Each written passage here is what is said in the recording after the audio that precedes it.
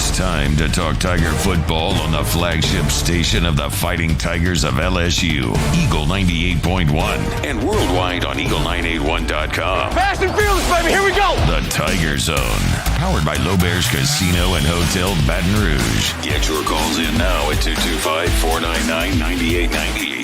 The Tiger Zone starts now, live from the Mercedes-Benz of Baton Rouge studio. Here's Charles Hanagriff and Gordy Rush.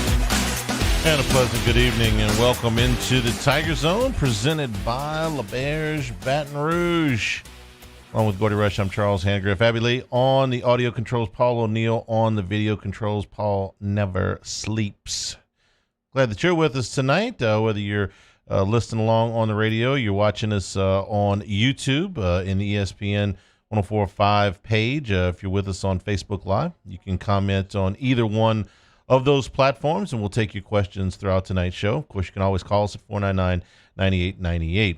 Gordy, the LSU team, even their record at 2-2, 52-24 win over South Carolina. I told you last week that I wasn't overly optimistic about this game, that given how LSU had played and how South Carolina had played, plus breaking in a new quarterback, was going to make things difficult on LSU if you just went on the past track record. But they played a lot closer to their capabilities than to the form that they had showed in the first three games.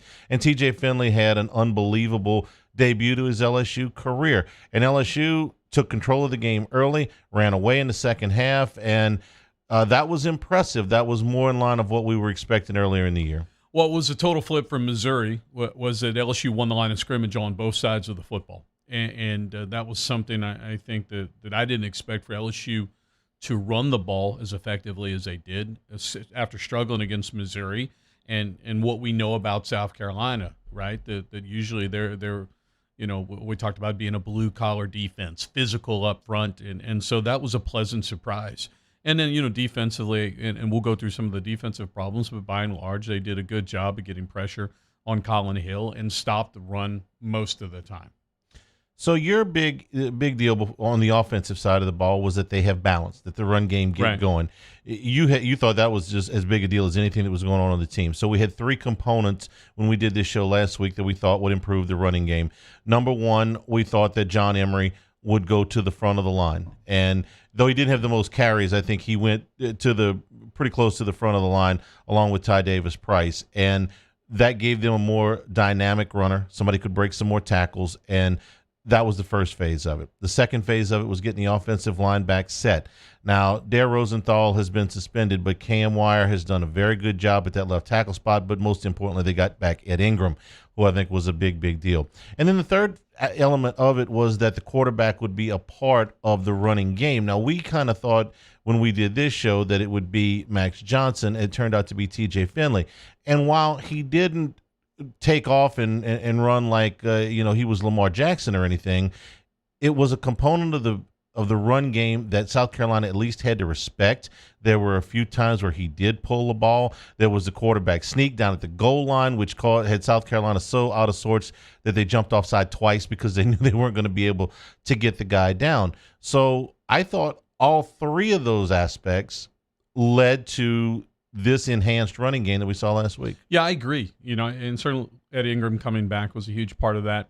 Look, what the pieces that I saw of T.J. Finley at Ponchatoula, and then obviously seeing him when he came to campus, he's lost some weight, right? I didn't see that running aspect. I sat here and was wrong with, and told you I didn't think he was that mobile. He's much more mobile, and not only mobile in terms of running the football, but able to make some plays with his feet in terms of scrambling and really made some nice throws. I was surprised with that, right? I think we went too far, not just us, but kind of everybody, when it was, well, Johnson's the better runner of the two. It didn't mean Finley can't run at all. Okay? Right, that's right. Yeah. That's right.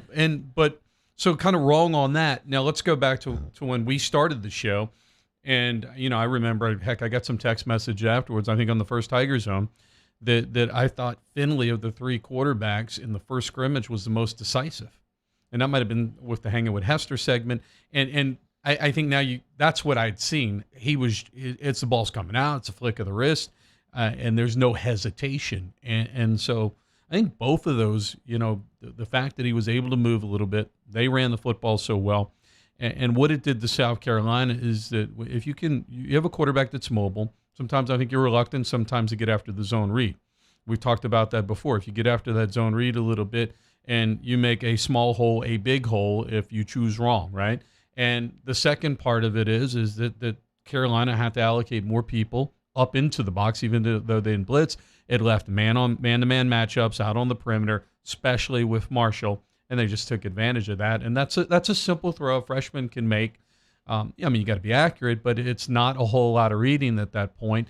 And I love the package that Steve put together for him, and the rest is history. I thought Insminger called a terrific game, and having that run game going the way it did made things a lot easier. The way he throws the ball, it explodes out of his hand. You said decisive and accurate for a freshman. And if you say, well, he's so big, that's not automatic, because when you're that big, there's a lot of things that mechanically can go wrong. Mm-hmm. There's a lot of moving parts. Happens with pitchers, too, that are real tall. Your mechanics can get out of whack very easily, and they didn't for him. The comparison that got made a lot was, well, physically he looks a lot like Jamarcus Russell, and he's about the same height, and he's about the same weight when Jamarcus was in shape. He doesn't have quite Jamarcus's arm, but nobody does. But his throwing motion reminds me an awful lot of Rohan Davey. And the ball used to explode out of Davey's hand kind of like that, where it was almost a flick. Right. And so it was a very compact delivery for a big man, and yet it was very, very accurate. Yeah, neither of them I thought moved like he does. Rohan could buy him some time back there in the pocket, but yeah, in terms of running downhill and some of the quarterback leads and some of the things that it was able to bring to the table. And when you're running for Price, they have these stats wrong. Did Price have 135? Maybe I'm wrong. No, that's right. That's correct. Price had 135. Emory had 88. I thought it was vice versa. 6.1 per carry, 4.9 per carry. Of course, Price did break off that big one, which I don't want to say that in front of Jacob Hester. He gets mad because it's still a big one. He had that 35-yard rush that set up a touchdown. Look, when you're averaging over 5 yards a carry, Will Muschamp's got to walk the safety up in the box. And that point, I loved what Insminger he did. He went quick. He went tempo. Again, that goes back to what Freeze did to Saban. You want to go quick against these guys because it eliminates, here we go, situational 30 of the state subs. Right. You can't be as fancy with your blitz. You can't sub what you're doing. And you got to first and foremost stop the run. And that means, I get the line of scrimmage real quick. They don't have time to disguise this. They can't be that exotic. I'm going to be able to read it and put my quarterback in the best situation. I thought it was a good game plan, and give Finley all the credit in the world. Played with poise, confident, and he let it rip. All right, let's flip over to the other side. The defense gave up over 400 yards, and yet I would consider that they made some progress. They were able to get after the quarterback. I had one thing that they improved on the most. They got after the quarterback.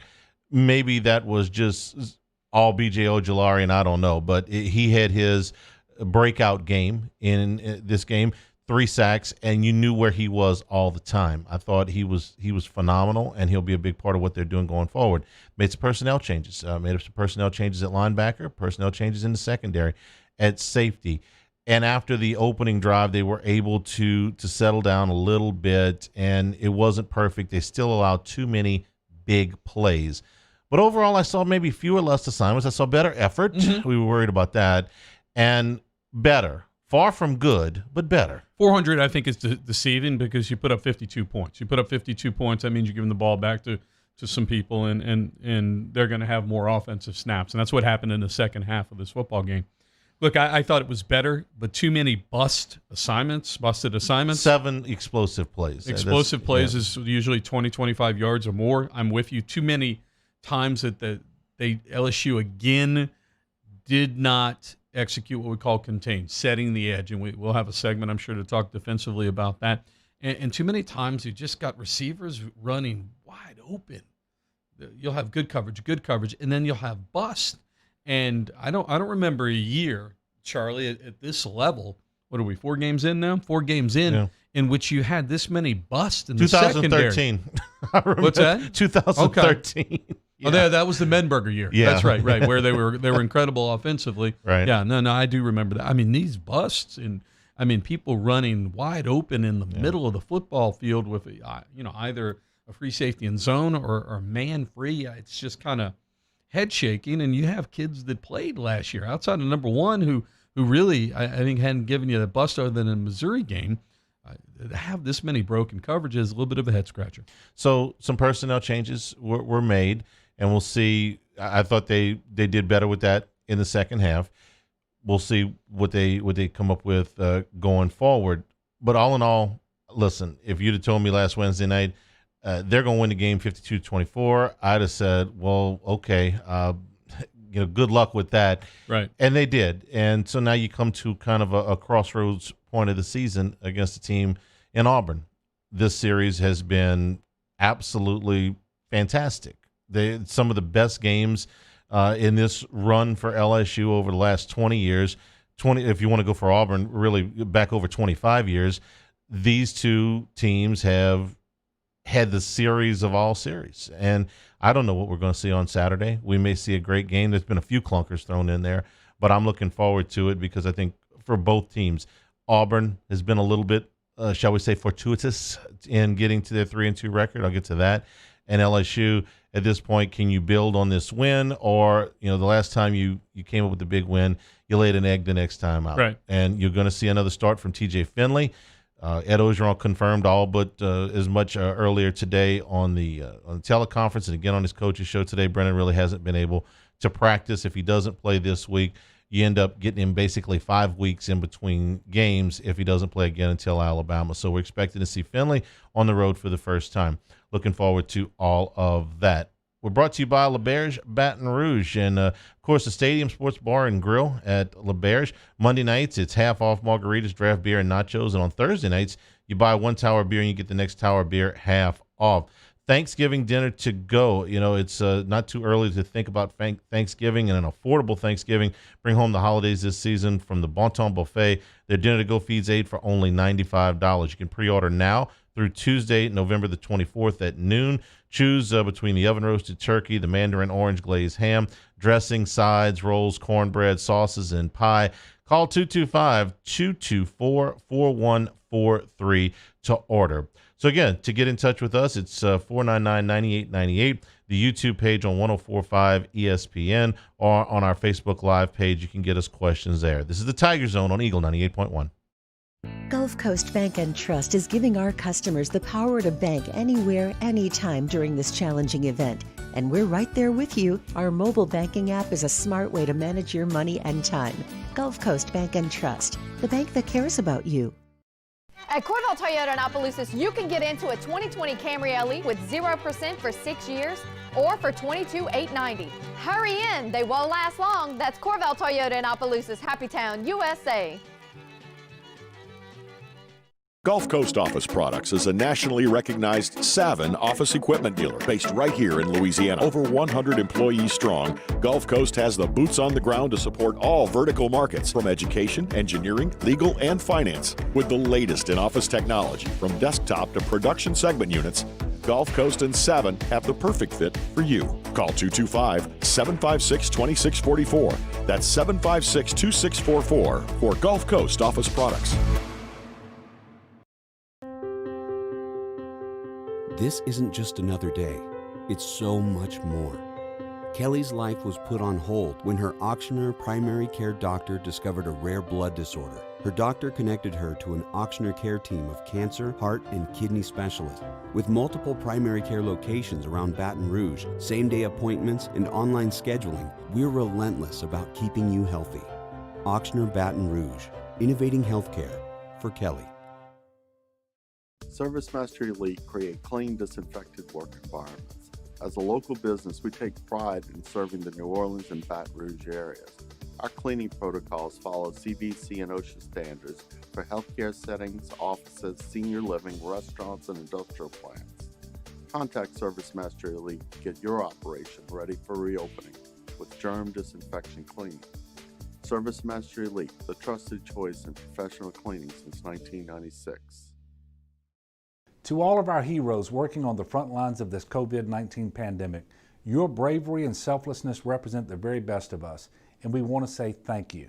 I'm asking everyone around the state to join me in celebrating the heroism of our healthcare professionals on the 19th of every month at 1900 hours, that's 7 p.m. Write a note of appreciation, make plans to donate to charitable organizations, or say a prayer. To learn more, visit 19thanks.org. Thank you, and God bless. Hi, this is Chance Inman, President and Chief Operating Officer for Janney King Gulf Coast. Here are some ways to protect yourself and those around you from the coronavirus. Wash your hands often and thoroughly. Cover coughs and sneezes with your elbow. Disinfect high-touch surfaces regularly. Use non-contact methods for greeting others. And avoid touching your face. Following these steps, as well as social distancing, should help all of us stay healthy. Janney King, the king of clean.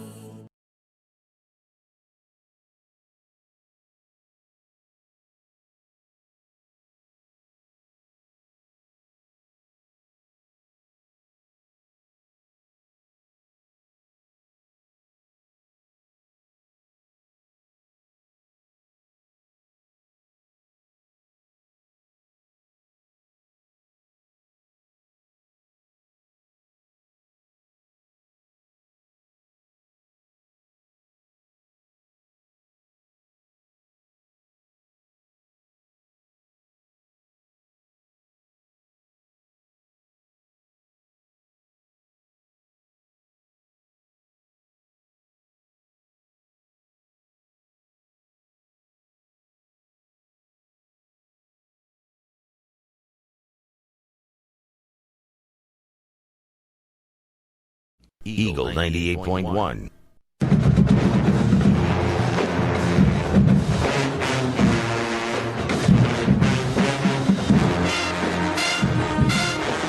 Tiger Zone on Eagle 98.1, presented by LaBerge, where all new My Choice members win their choice of free slot play, free table game bets, or food credit within the first 48 hours of their membership.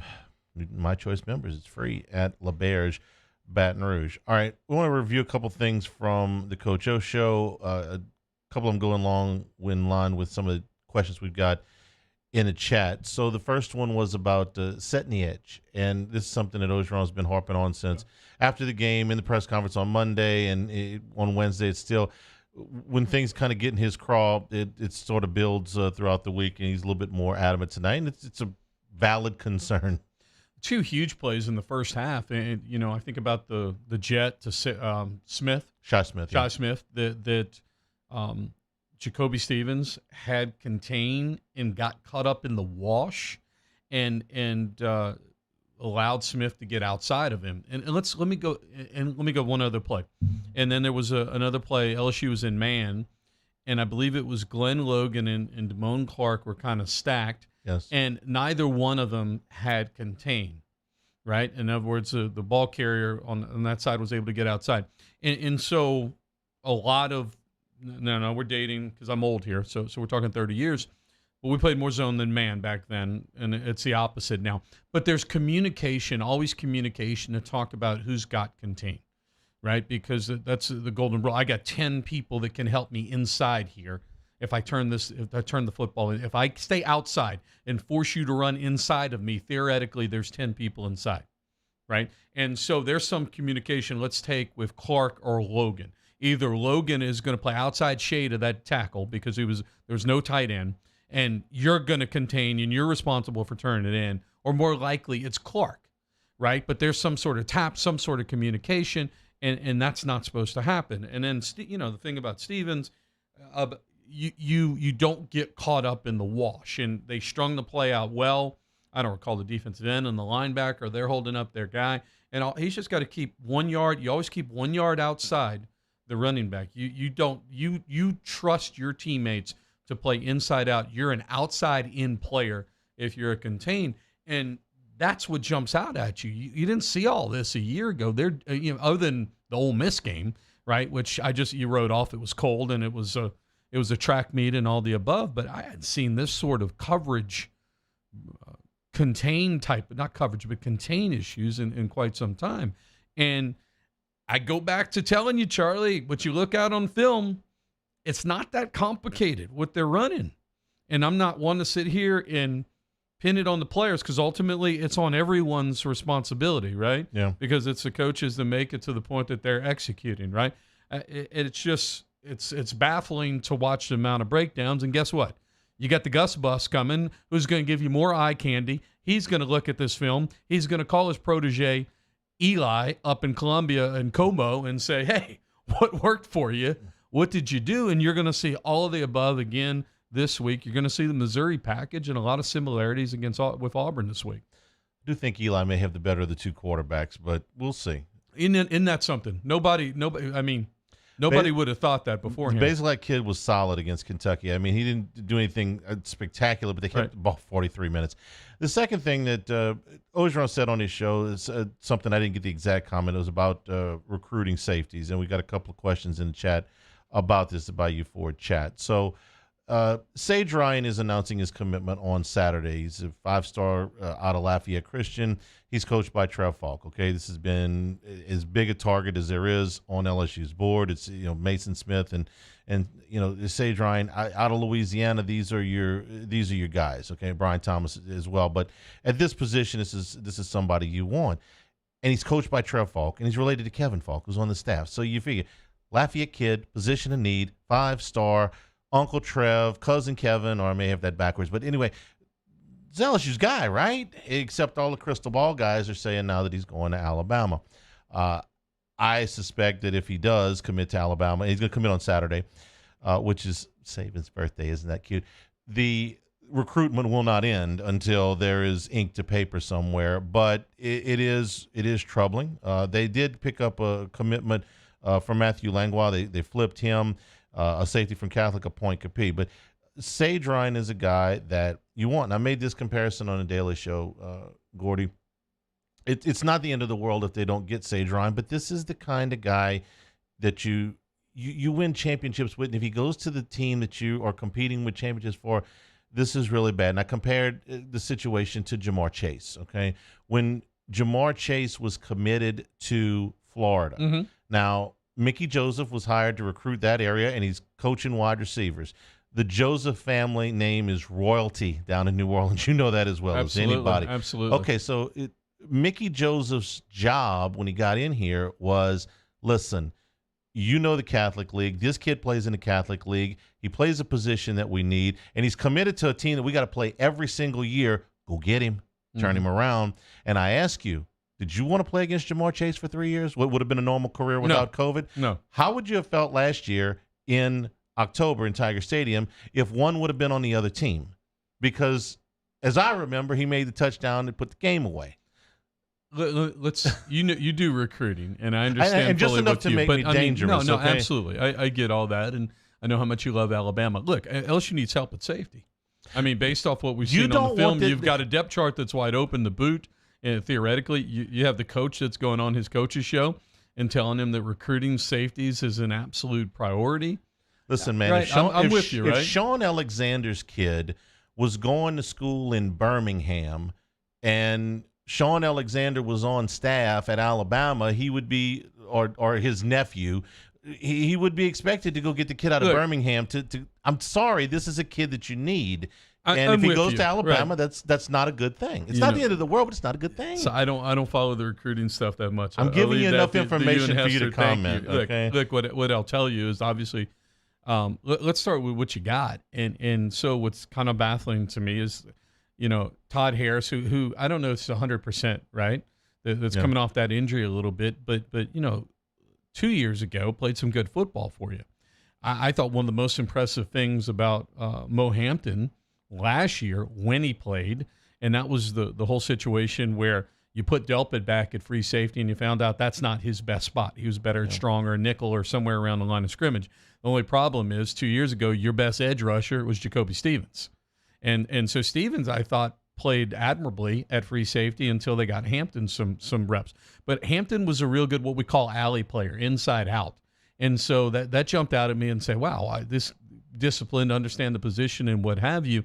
And not to say that he's been undisciplined this year, but certainly hasn't progressed the way that I thought that he would. I think Harris, again, as he hit 100%, he's, there have been some angle issues with that. And what I talk, in terms of, I can bring it up. I keep saying, I'm talking in terms of pursuit. You're an inside-out player, outside-in. Your containment, your run responsibilities, your run fits. There have been too many misses in the run fits. And then Jacoby, who was lights out against Mississippi State, I thought he played better. I thought he played better against South Carolina. Did I think he was elite? I didn't. And I have high expectations. I thought he was a fantastic football player last year. One more thing on the recruiting, and then I'll quit. If you go out and replace an in-state player that you want with an out-of-state player, sometimes it works out. For instance, LSU really wanted Hootie Jones. He was a safety out of Monroe. He went to Neville, and he ended up going to Alabama. LSU, instead of Hootie Jones, got Jamal Adams. Right. All right. Now, I think they would have taken Jamal Adams anyway, but Jamal Adams went into that spot, and Jamal Adams was the far superior player. He was a better player in college.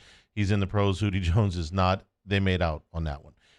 They very badly wanted Landon Collins. They didn't get him. They replaced him with Corey Thompson, a player out of Texas. And Corey played here a long time, but he's hurt pretty much the entire time. That one didn't work out. So if you don't get Sage Ryan, you got to get somebody to replace him with. Maybe that guy will be better and maybe not, but it's still a guy that you want. Yeah, and I think more importantly, what you've seen is that if you've had breakdowns and busts, that means there's a communication issue. So you need a quarterback of your defense. And a lot of the calls in the front seven of the middle linebacker are a linebacker in this day and age, and the free safety is your quarterback. I saw some improved communication down on the field. I thought Jacoby did a nice job in making sure everybody was in the right coverage. But ultimately, it's the free safety, the center fielder, that is going to, Charlie, we're in three. You motion, check two, communicating, making sure that everybody's on the same page. And I have a feeling when the head coach says that on the coaches show, that's what he's talking about. I need a quarterback that's going to run our secondary and run the perimeter of our defense. 499-9898 is the number. We'll go to the phone line. Stephen is in Crowley. Stephen, welcome into the show. Great to hear from you guys again. Glad to see our football team have a more complete game as well. And our poem this week is brief. It's called Inflatable Tiger.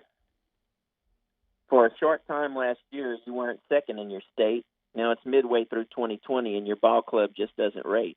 Overrated and overinflated, you started off expecting more. Now you're sitting at 3-2 when we all know you really should be 1-4. Arkansas is a real beef. Everyone knows they were robbed that day. But as long as the office is in Birmingham, it won't matter if you spike the wrong way. I'd give you $1 for your thoughts on this, but I know you can't handle 4 quarters because you've had less solid leads lately than the national media reporters. What's the difference between an Auburn co-ed and a lowly catfish? One is smelly and has whiskers. The other is popular main dish. You say we smell like corn dogs and drink beers by the dozen, but at least our idea of date night isn't chloroform in your cousin. Our team is coming together. The D is better and the offense shines. And when we're done with your Tigers, there'll be skid marks on their behinds. So we don't need to further insult you. The result will speak for itself, as our Bengals add one more victory and your kitties are left on the shelf. All right. Okay. All right. There you go. Chloroform. Was that it? That's a little skid marks, chloroform, all in the same poem. Yeah. It's a PG-13 show? Yeah. It's a little bit. Checking for a friend. Yeah. Okay. Somebody was fired up about it. We could do a whole segment on Auburn. I guess we will get to that at some point. We probably should. Yeah, we should. But I'm with you. The 3-2, I think, is deceiving. And there are a lot of people, a lot of discussions going on about LSU and some of the issues they've had. Auburn just tack on about 15 injuries, and that's the season they've had. They have some dangerous weapons on offense, but overall, it does not look like a typical Auburn team. Talk about that when we come back here. How about that? The Tiger Zone is brought to you by LeBear's Baton Rouge on Eagle 98.1. This is it, what smart customers wait for all year. The Richards Honda Trade-In, Trade-Up event. Right now, get more money for your trade and a great price on something new. That's a win-win. Only at richardshonda.com. The smart choice. Gulf Coast Bank and Trust is a local bank with a straightforward philosophy. It's about doing the right thing for our customers. Participating in our community with annual local fundraisers, offering individual attention in a modern banking atmosphere with a trusted local company. Gulf Coast Bank invested in technology with a local touch, giving our customers the power to bank anywhere, anytime. We're building relationships through personal service as the bank that cares about you. Gulf Coast Bank and Trust, the bank that cares about you. This is a house call. This is a follow-up appointment. This is a diabetes checkup. This isn't just more convenient care, it's more advanced care. This is innovating healthcare at Louisiana's #1 hospital, Auctioner. To all of our heroes working on the front lines of this COVID-19 pandemic, your bravery and selflessness represent the very best of us, and we want to say thank you. I'm asking everyone around the state to join me in celebrating the heroism of our healthcare professionals on the 19th of every month at 1900 hours, that's 7 p.m. Write a note of appreciation, make plans to donate to charitable organizations, or say a prayer. To learn more, visit 19thanks.org. Thank you, and God bless. T-Bob Hebert here with breaking news. Front to Back Boat Services is the shop to upgrade your boat tech this fall. With not one but two NMEA certified techs, who better to install your Panoptic sonar, your HD displays. You want to see the fish under the water before you even cast? They have that. Trolling motor you could control with your iPhone? They have that. So what are you waiting for? Get into Front to Back Boat Services right now. Upgrade your boat tech. Make your boating dreams come true. Front to Back Boat Services. I've been doing business with Luba for 25 years. They're dependable, trustworthy. It's just the attention to detail with our clients. Our folks have years and years of experience. They're highly trained professionals. But many companies have that asset. What I'd like to think makes Luba a bit different is that we use those talents in a way that truly is dedicated to serving the needs of the folks who depend on us. Upgrading your ride is as easy as richardshonda.com during the Trade-In, Trade-Up event. It's a once-a-year event with great prices on every vehicle in stock. So trade up today. I-12 at Millerville Road and richardshonda.com.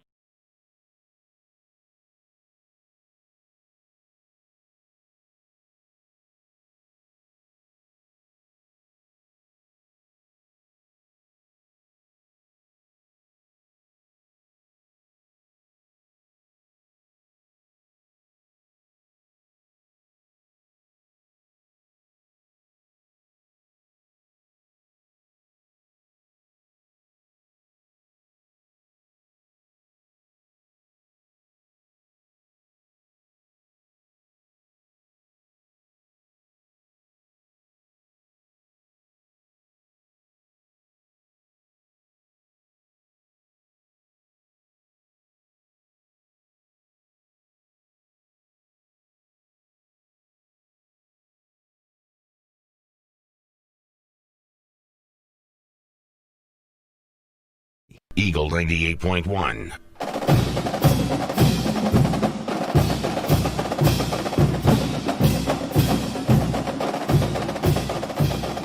Tiger Zone on Eagle 98.1 is brought to you by LaBerge, Baton Rouge.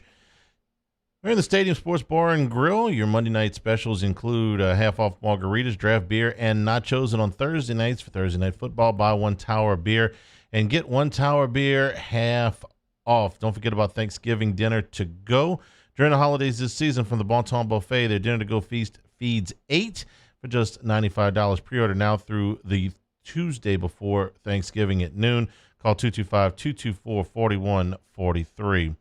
So Auburn comes in with a record of 3-2, and it could easily be a lot worse than that. They opened the season with a game against Kentucky. There was a controversial call down inside the 2-yard line going in for Kentucky in the first half.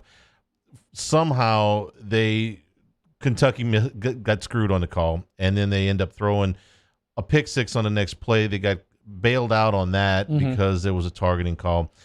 And then in the second half, there was an ill-fated block punt. I'm not saying that if Auburn gets the call or if Kentucky gets the call there and they get in the end zone, they're going to win. It was a back-and-forth game. Kentucky is more than somewhat offensively challenged. In fact, they're changing quarterbacks this week. So maybe Auburn wins it, maybe they don't. But they certainly caught a few breaks, and Kentucky the stage was a little bit too big for them. And then they were handled by Georgia. But the Arkansas game, I can say definitively that they got hosed. Arkansas got hosed. Nix is going to clock the football. He turns around. He throws it down. It's clearly a fumble. Arkansas clearly recovers it. The league came up with some, I'm sorry, just ridiculous explanation on this thing.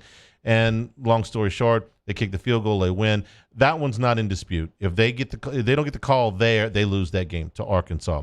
Then they lost to South Carolina, which we spent a lot of time talking about last week. And then the Ole Miss game, they're receiving the kickoff, and they are down a score. They're down at the time 28-24. I believe it. No, that's not right. They were down by 1. They were down by, I'm sorry. They were down 20-27. And correct. The ball goes by the return man who's set up inside the 10-yard line. It goes right by him, and if you're watching the game live, it's very difficult to tell whether it's touched him or not. And when you saw the first replays, it was difficult to tell whether it had touched him or not. Later on, you got a very good replay that showed it touched his finger, but I didn't need that because I saw his reaction to it. Yeah. Which was to turn around and go chase the football for about 3 steps until he realized, number one, I'm not going to get there, so let me see if I can. I mean, give the young man credit. He kind of faked it a little bit and was like, oh, no, man, I didn't touch that. Ole Miss recovered in the end zone. They would have been up, let's say, 35-27, and their win percentage at that point is higher than 90%. They didn't get the call. Give Auburn credit. They go down the field. Nix to Williams. They get the winning touchdown. They win that game. Let's say that, the things would have been normal. They probably lose 2 out of those 3. Right. And the surprising thing about the replay call is someone that a year ago in August sat in one of those 3 chairs in Birmingham with somebody that I don't know who replaced who's the head of officials now. Yeah. But he's over your shoulder, right? Or a veteran is right over your shoulder. And you have they like to do it in a minute and a half, but if you go long, you go long. But you can slow it down. And those calls, I'm with you, were surprising that they weren't overturned with the technology that they have. That being said, I'm with you. Look, the best way to describe Auburn is I think there's a lot of the same issues that LSU has in terms of a lot of people departed for the NFL. They had a couple opt-outs, right? They had the people that left. And more so than LSU, they have had a ton of injuries. Just go doing my CST prep earlier this week, and before I went on with Chris Blair on Monday on O's press conference. I mean, you're talking about 15 people that have been in and out of the lineup. KJ Britt, their best linebacker, had thumb surgery, potentially their best defensive player. Big Cat, the down on the line. Big Cat Bryant, yeah. He's been injured and doesn't look 100%. Shivers, the other tailback, was out for a good bit of time. They lost their best offensive lineman this past weekend, Council. Both corners, 2 of their top 3 corners didn't play against Ole Miss. I mean, this has been a team that's been absolutely shattered defensively. And Kevin Steele's scheme as well as I do. You talk about complicated. To me, what Steele runs at its peak is much more complicated than what Pelini does. And I think that you get a picture of what's going on. And they just, number-wise, they're not where they're at. And you can argue that's been more disappointing than LSU if you took away the fact that LSU is coming off of a national championship year. So, there are a lot of similarities between these 2 clubs. I just think Auburn has been hit harder than LSU.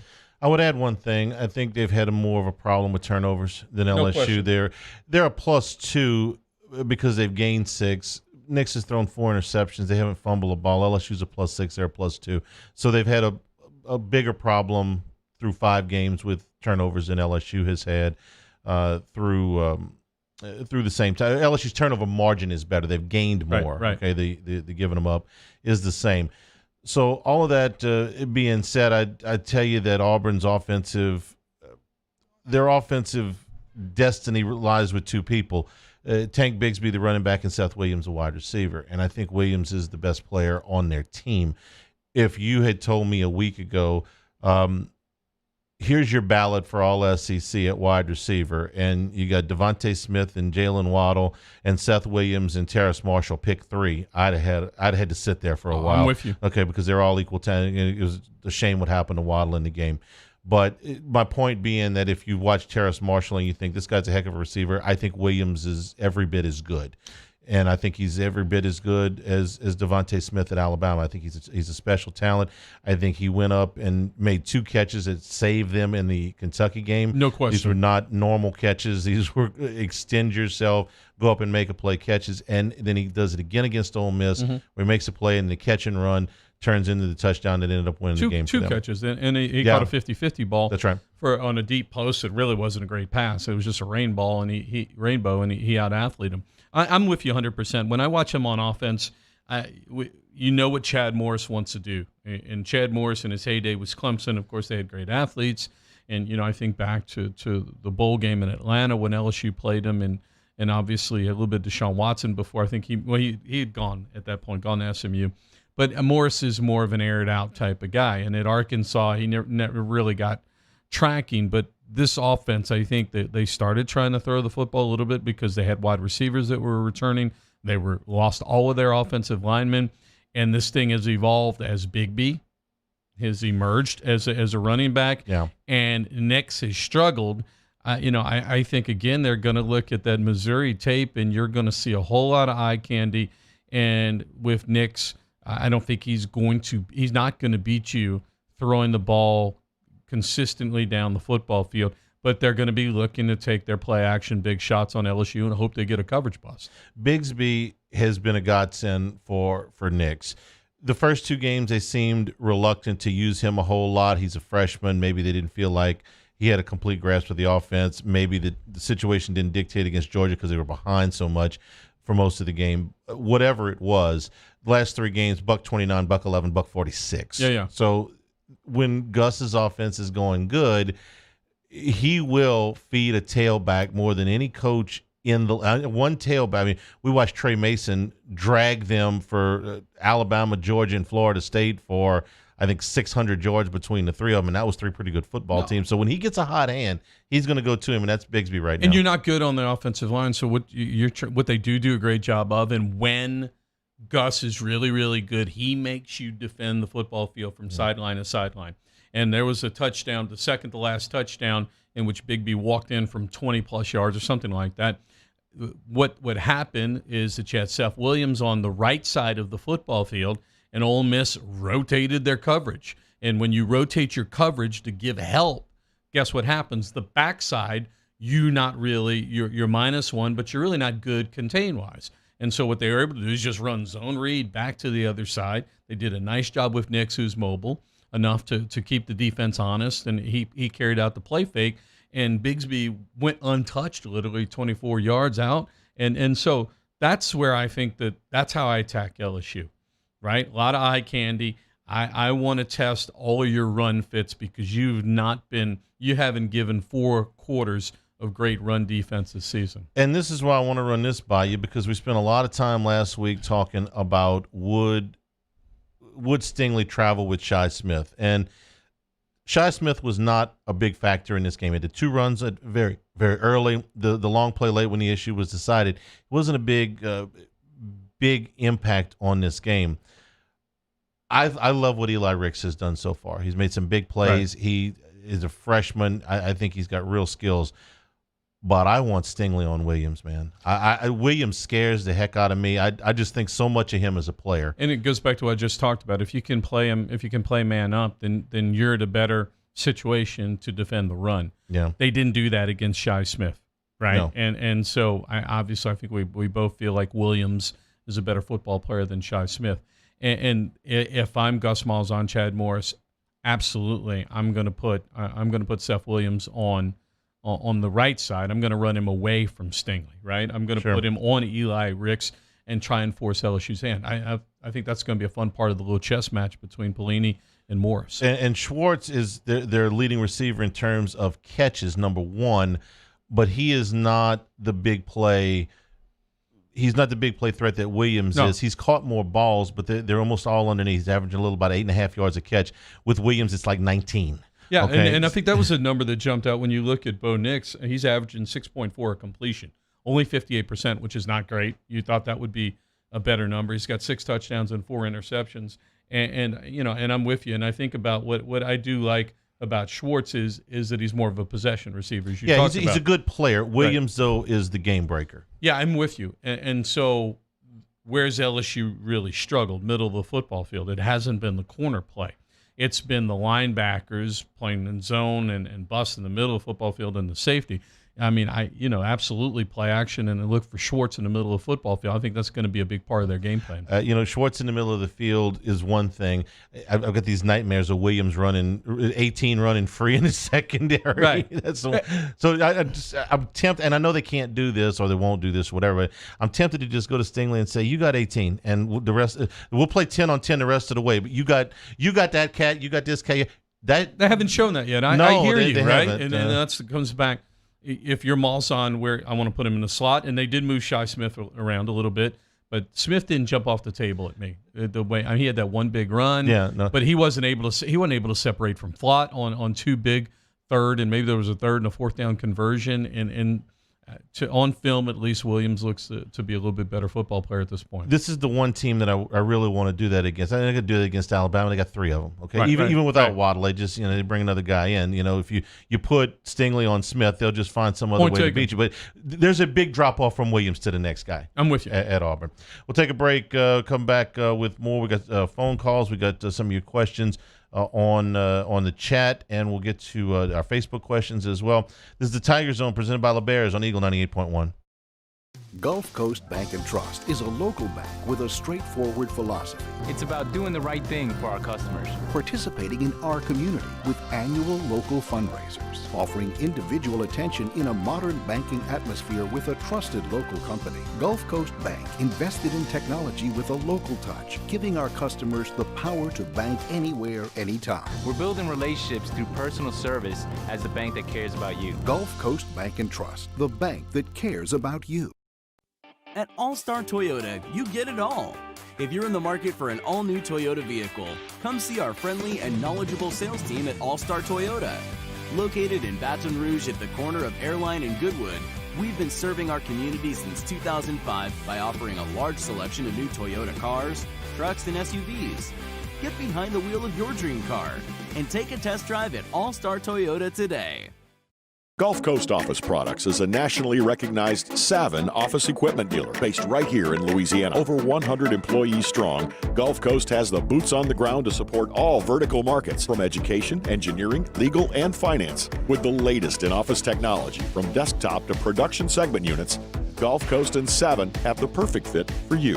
Call 225-756-2644. That's 756-2644 for Gulf Coast Office Products. Are you a licensed contractor? There's lots of good contractors in Louisiana doing work the right way, but unfortunately, too many unlicensed contractors are working outside the licensing requirements. Working as a contractor in Louisiana requires a license for the company doing the work. The Louisiana State Licensing Board for Contractors wants to help you get licensed to allow you to conduct work legally. It's not difficult to get the license. We can help you. Go to lacontractor.org for more information. Licensed contractors, it's the law. This isn't just another day. It's so much more. Kelly's life was put on hold when her auctioneer primary care doctor discovered a rare blood disorder. Her doctor connected her to an auctioneer care team of cancer, heart, and kidney specialists. With multiple primary care locations around Baton Rouge, same-day appointments, and online scheduling, we're relentless about keeping you healthy. Auctioneer Baton Rouge, innovating healthcare for Kelly. Oh, hey, what's up? It's Big V and Bubba, 100.7 The Tiger Morning Show. We'd love for you to join us every weekday, 4 a.m. till 9 a.m. Yeah, everything you want in a show. Country music. We got laughs. We got celebrity in-studio guests. We just need you. Join us every weekday morning, 4 a.m. to 9 a.m., right where it all started. That's right. Louisiana's country station, 100.7 The Tiger.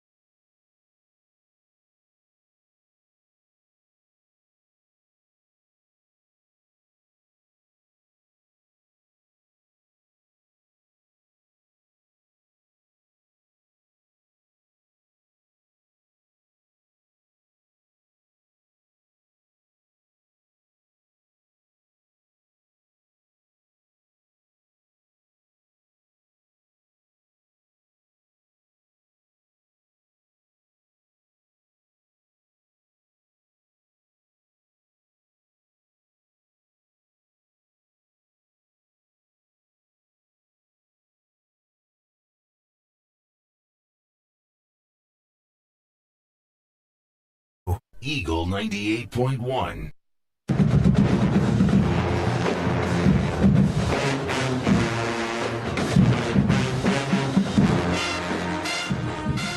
Tiger Zone on Eagle 98.1, presented by LaBerge Baton Rouge, where if you become a new member of My Choice, you'll get your choice between a free slot play, a free bet on the table games, or free food credit within the first 48 hours of you joining My Choice at LaBerge Baton Rouge. 499-9898 is the number to call. Charlie is in Lafayette. Charlie, welcome in the show. Hey, how you guys doing tonight? Good. Yeah, I just to tell you, I just finished doing JV and freshman games. I'm a high school football official. You were talking about that guy touching the ball going in the end zone. And in high school, we don't have to worry about it. That once the ball crosses the plane, even if it's been muffed, it's just automatically a touchdown, whether it's a punt or a kickoff. Unless you possess it or anything. So in that case, I just kind of wanted to throw that in there, a little bit of difference in that. My question, when I was driving home, you were talking about recruiting, and I don't want to get so hung up on it, but one of the things that bothers me is that LSU never seems to capitalize on their national championship. And, it does bother me and I hope St. Ryan, maybe it's not true, and they eventually can flip him back. But I'm also concerned about Mason Smith, and him and Corey Foreman want to go together. They're going to end up at Georgia and stuff. And it's just something that I think that sometimes without Tiger fan, whatever, we get satisfied when we win one national title, and you want to keep it rolling again. Now, I know COVID and all that other stuff happened, but it just seems like it's dispiriting, especially if it goes to Alabama. But, you got to move on from there, and I want to see him sign some good linemen and stuff like that. But I really have enjoyed listening to what you guys are talking about tonight. Y'all are doing a good job explaining a lot of things, and a lot to look forward to. And this is even as good as the Coach O show at times, because y'all tell the truth. Thank you, Charlie. I appreciate it.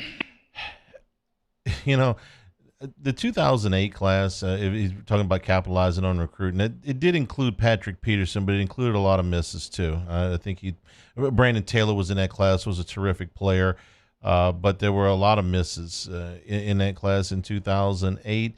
But it was the next year, the 2009 class, that had just all kinds of monsters in it. So, in other words, they win the national championship in 2007. Okay, January 2008. So, the 2008 class wasn't the one that popped. But let me just read you a few of the names that they got the following year, the 2009 year: Michael Brockers, Lamine Barrow, Morris Claiborne, Chris Falk, Michael Ford. They got Akeem Hicks in that class. If he had ever gotten here, that would have been really good. Benny Logan, Craig Lawston, Barkevius Mingo, Kevin Minner, Sam Montgomery, Reuben Randall, Russell Shepard. That was a monster class. I mean, there was a lot of guys that played a lot of football for LSU. That was the hope of this class. And the class that they have recruited right now is top 5. Okay, I can list you off the guys that they have committed already, of which you got buku talent. I mean, there's plenty there. So, don't get too caught up on one guy. By the way, he hasn't said anything yet. He's still got till Saturday. Are you just going with sources?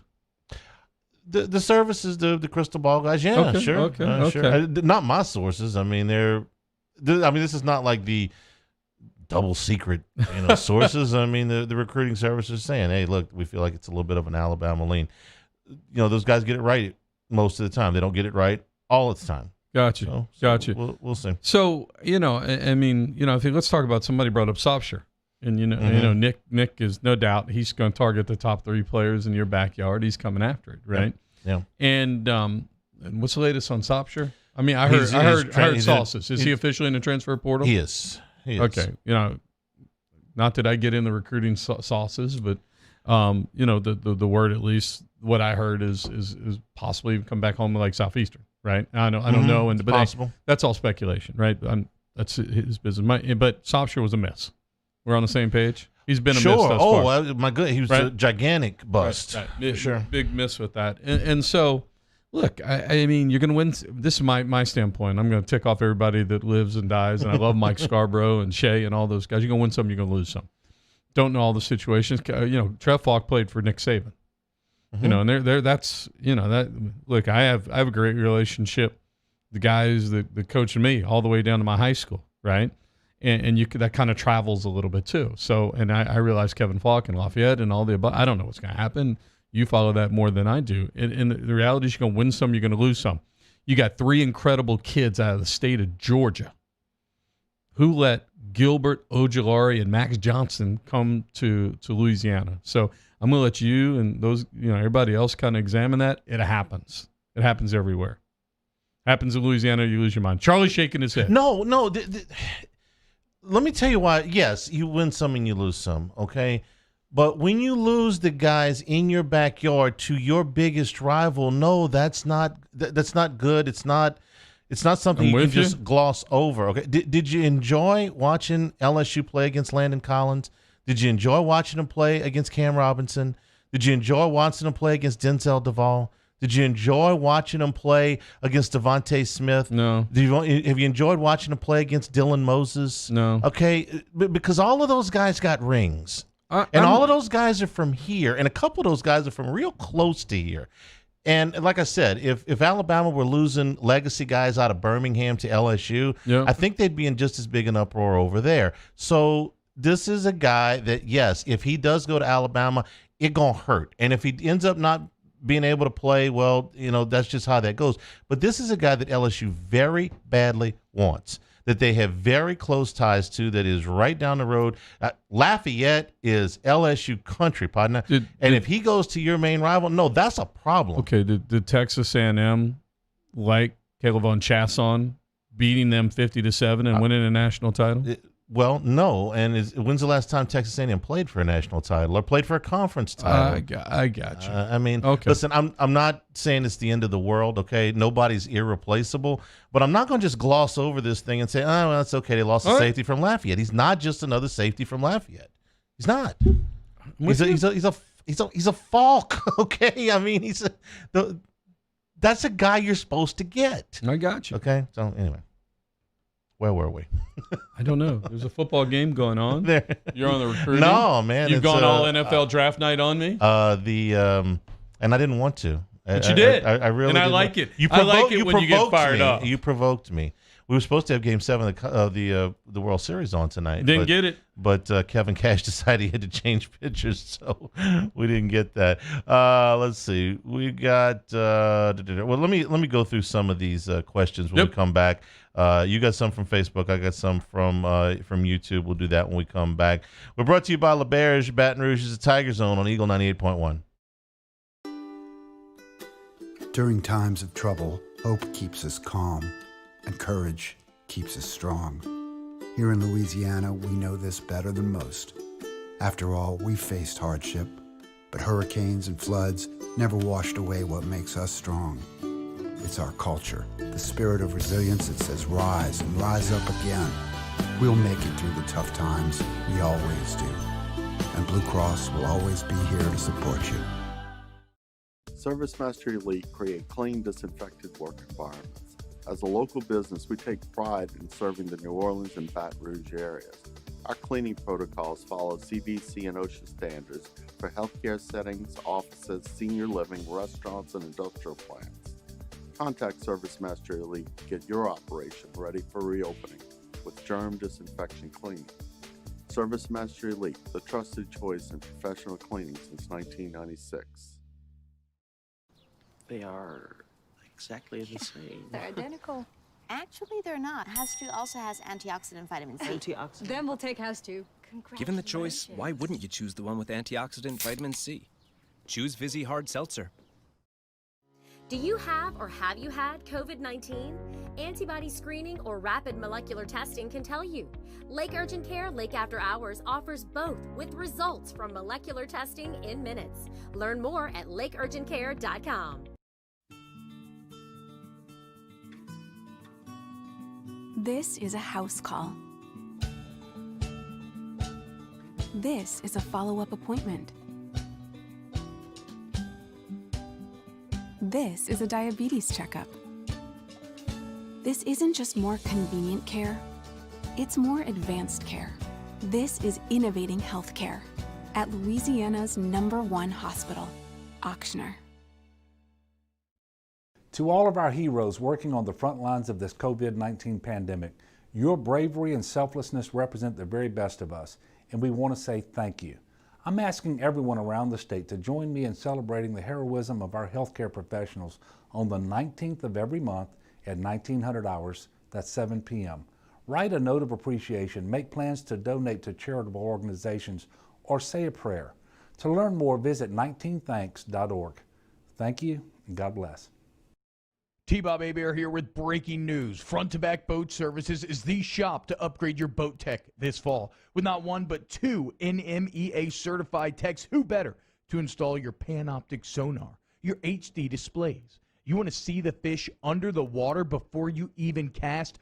They have that. Trolling motor you could control with your iPhone? They have that. So what are you waiting for? Get into Front to Back Boat Services right now. Upgrade your boat tech. Make your boating dreams come true. Front to Back Boat Services.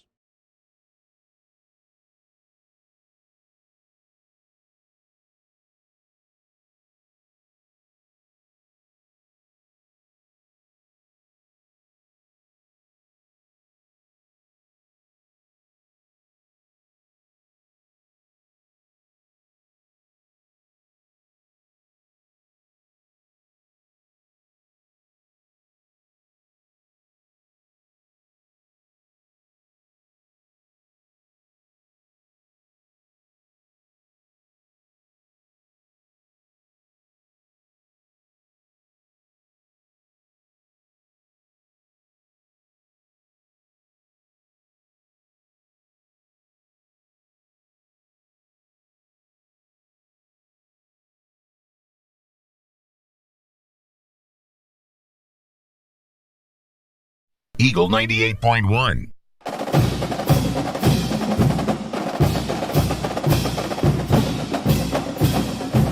Tiger Zone on Eagle 98.1, presented by LaBerge, Baton Rouge. Bring home the holidays this season with a Thanksgiving feast from the Bon Ton Buffet. Their dinner to go feeds 8 for only $95. Pre-order now through the Tuesday before Thanksgiving at noon. And choose between the oven-roasted turkey, the mandarin orange glazed ham, dressing, sides, rolls, cornbread, sauces, and pies. Call 225-224-4143 to order. 499-9898 is our number. Jules is in Abbeville, and I think my computer just ate him. Sorry about that. How did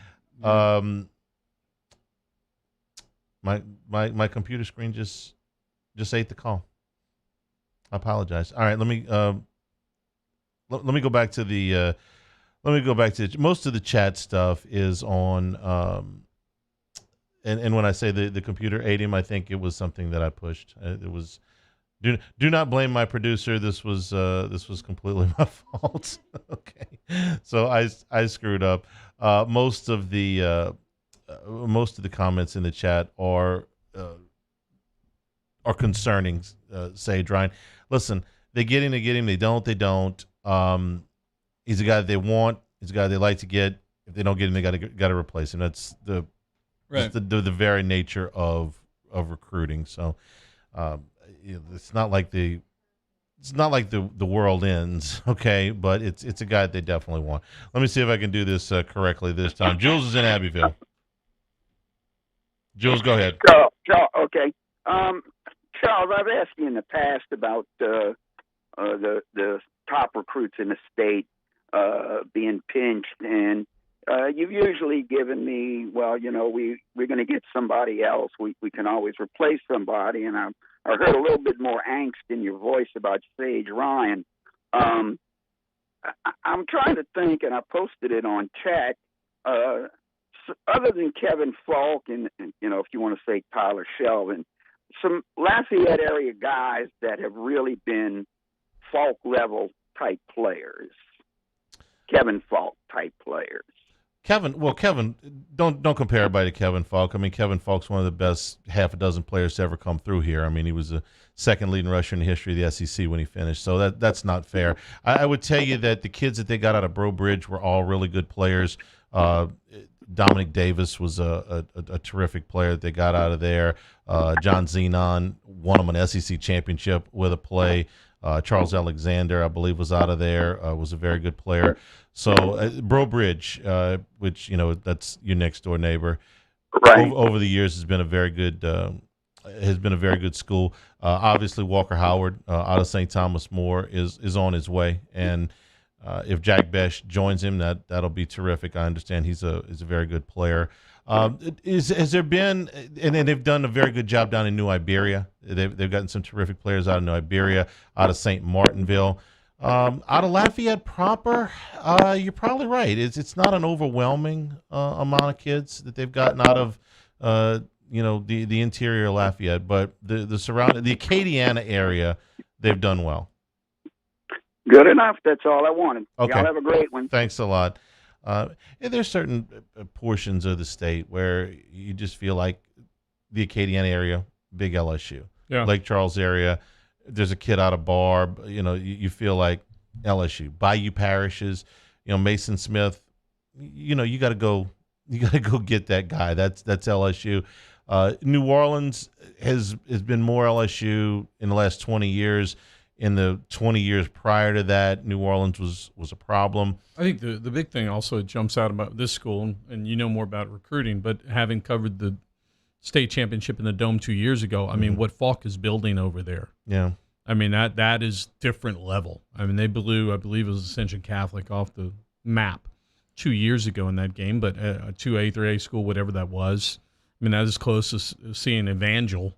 No, right? it's a South Louisiana version of Evangel. Yeah, I mean, he's building something, and to have probably, his top recruit that's come out of there, if that happens, it is concerning. And look, I mean, until everything's done on the dotted line, we'll see. I could make a joke about Evangel having just moved south, but it seems like that's probably not the Charles got jokes. Not the day, not the day to make that. And then North Louisiana, the Shreveport area has been good to LSU. Goodness gracious, they've gotten some players out of there. And then Monroe was a problem for a little while. They right around that Cam Robinson, Hootie Jones time, they run into some issues up there. I think that's all been rectified. You feel good about where LSU is recruiting. You'd hate to lose this kid. No, I'm with you. I'm with you, and it's an area of need. I mean, that's what it is. All the above, and you're talking about got a chance to come in and compete for a starting job right away. There's a lot more pressing issue, and that's LSU against Auburn, because I really do think that this is going to set up how you feel about the rest of the season. If you get into the break 3-2, okay, and Alabama is Alabama, are you going to be an underdog there? Let's say you lose that game. You feel pretty good about your chances to beat Arkansas, to beat Ole Miss, and you'll be in a coin flip game with A&M in Florida. Mm-hmm. Both of those games are on the road. But if you go in 2-3 and you're looking 2-4 in the face after Alabama, I worry about where the season might go from there. I'm just being real honest. There's an awful lot of angst among college football coaches from coast to coast about what's going to happen as we go through the season. Guys opting out, guys testing positive, guys just saying, "Hey, look, man, I'm headed for the drafts," things like that. Highland Hill. Yeah. Right, Mississippi State. I mean, mass it's exodus. Last person out, turn the lights out kind of deal, and it's a nightmare for Leach. I think he's well aware of it, and he even said today, "Hey, listen, I don't expect this to be the end of it." He's in the worst of all possible positions. He's in a transition year where traditionally you have attrition anyway, and his team's not very good, which makes that loss all the more inexplicable for LSU. But I mean, you've seen old Mississippi State play. You're telling me they're going to win another game? I don't know. It's awfully hard to find another win on their schedule for me. I'm with you 100%. And so I mean this is just such an unusual year. Yes, right. And I mean, more than anything, I think what this program needs is with everything else that's going on in terms of things opening up perhaps a little bit more. And, here in Louisiana is some sort of great build-up to this Alabama home game in 2 weeks. I think that'd be welcomed by a lot of people. And this is a winnable game when you see Auburn on film. LSU's a better football team. And to me, if the defense can clean up the broken plays, the busted plays, LSU's the better football team. This look what they just did to South Carolina. I feel really similar about the matchup against Auburn. Yeah, think about think about what it's going to feel around here for 2 weeks if you win a game like you did against South Carolina or you lose a game like you did against Missouri. Yep. It's only all the difference in the world. Greg is in Mississippi. Greg, welcome into the show. Hey, guys, great talking to you. I'm going to send Coach Lane Kiffin on the Rebels bye week down to LaBerge to get those 25,000 pennies. Is it 25,000 pennies or 250,000 pennies? Did we get maybe math for straight? Lane it's going to be 2.5 million pennies for Lane. How can you not love Lane? That's great, right? But you got to love Lane. But I want to ask you guys: are you worried? It seems like Auburn, when they get the miracle on the plains, they get the miracle in Oxford. They just seem like they get the miracles on the plains, even in some of these wild games with LSU. Are you concerned? It just seemed like Auburn. Everybody talks about Alabama getting all the calls. It seems like Auburn does. And another quick thing: what about the culture change in Starkville? It seems like everybody wants to leave town, making like the Pirates making everybody walk the ship or walk the plank, as they say in Starkville. You guys have a great show. Appreciate it. Thanks a lot. As far as Starkville, again, it's a transition year. Leach is different. You knew there was going to be some turnover, and all this is doing is expediting the exodus at this point. Cupboard wasn't exactly bare there, right? And obviously Mullen did a really nice job of building that, and especially the first year of the defense that he handed Moorhead. But that's going to be, I mean, you kind of circle that right now. That becomes something that's on red alert. Mm-hmm. I mean, you get behind the progress that Arkansas and Ole Miss has made, and you know where everybody else in this division stands. I could get ugly really, really, really quick there. And I go back to what we talked about preseason-wise, and obviously, it didn't happen against LSU and Mississippi State. But my question was, how's that offense going to work when you have big athletic people you can rush 3 or 4, and they're so much bigger and so much more athletic than what you're facing in the Big 12 or the Pac-12? And we're starting to get our answer now, right? The people that have defended him the right way. But, I feel you 100% on this game, the magnitude of it. And I don't know what to expect, Charlie, because there's not a really there's not a huge home field advantage this year, and you don't know, and this is something that we could go through a whole different segment. You don't know mentally where these kids are, right? And their tune-out factor and all the above. Are they going to play at 100%, 100% energy? You didn't have to worry about that home or away in the big stadiums. I always told you I worried about going to Vanderbilt and 30,000 players were there, and you played at 11 a.m. and people checked out. Been there, done that. I don't know how to define who's going to show up, how they're going to show up, who's going to play with a whole lot of energy. Last thing on this long thing that I'm going off on, I will tell you what made a huge difference in this game. I'll give Coach P some credit. They rolled out those speakers on the corners of every end zone and pumped in crowd noise and had a DJ there, and it brought a whole lot of energy to the field. I thought, especially in game parts when it got out of hand in the second half, you heard crowds, you saw players dancing, you had a little energy, and people can make a joke out of that. I thought it was a big change and a big part of at least some of the pushes you saw on the field. Okay, so let me respond to what he was saying about Gus Malzahn and are you scared of Auburn? Yes, Auburn. There's plenty of talent on that team. They've had their injury problems. They've had maybe some turnover problems in at least one game. They've gotten some calls, but look, Tank Bigsby could play at just about anywhere in the SEC. Seth Williams, for sure, could play anywhere in the SEC. I know Big Cat is hurt, but there's NFL talent over on the other side. LSU's got the better roster. Yeah, they do. And Auburn's roster is not as good as I thought it would be. Is it better than Missouri's roster? I don't know. Is it better than Mississippi State's roster? No. Okay, you lost to both of those teams. No, so I'm with you. There's plenty enough over there. Gus Malzahn, right now, you remember when we were talking about the people calling Les Miles the luckiest coach in America about 10 years ago when he, the field goal, the fake field goal bounce against Florida, and Tennessee comes in with 13 people on the field, and you're winning games, with not smoke and mirrors, but you're just catching every break. Remember that one? Yep. Well, okay. Les is in Kansas now, and that streak is over. Gus has taken over for that. You think about some of the games that Gus Malzahn has won, okay, and how he's won them. All right, the game against Georgia, the prayer of Jordan Hare. You think about the kick six. You think about just last year, they get Mac Jones instead of Tua. Now, Mac Jones is a Heisman Trophy candidate this year, but last year he was making, I think, his second start, and he throws a pick six off the back of one of his own players, and Auburn gets that.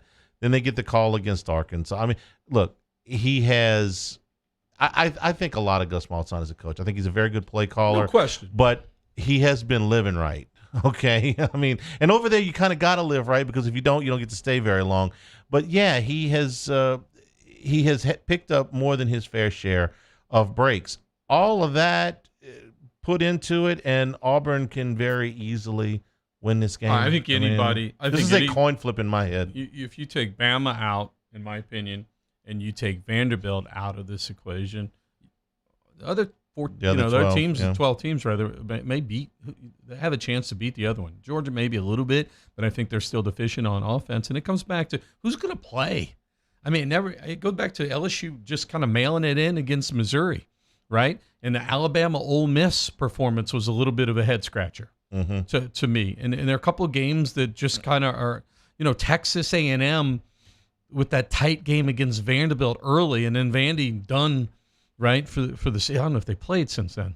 They played since the LSU, the game against South Carolina. The rain, they had the cancellation, I believe, the Missouri one. Anyway, my whole point is, who's playing? Who's actually going to show up and play with some sort of energy? Nobody's talking about that. That's the question every week. Sure. And you're just like, I don't know what to make of it. You turn on the film, and it's head scratchers. Florida's going to play for the first time in 21 days this Saturday. That's crazy. Against Missouri. I want to run this one by its last thing before we go to break. He mentioned Lane Kiffin, and you say you got to love Lane Kiffin. You know what Lane Kiffin is? Lane Kiffin is Steve Spurrier if Twitter had been around in 1995. Oh, no doubt. Wouldn't this have been what Spurrier would have done? He's playing with house money. Oh, yeah. Right. Hey, and having fun. Especially now, I'm feeling good about that hire, seeing what the guy, at State's doing, right, up north of you.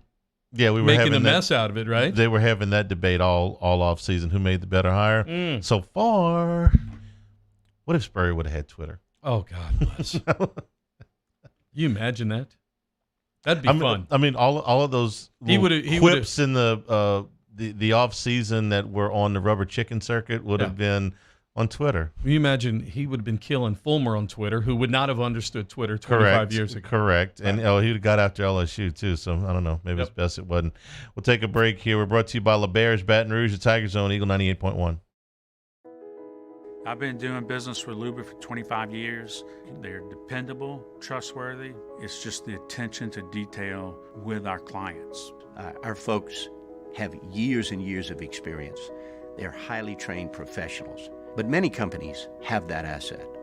What I'd like to think makes Luba a bit different is that we use those talents in a way that truly is dedicated to serving the needs of the folks who depend on us.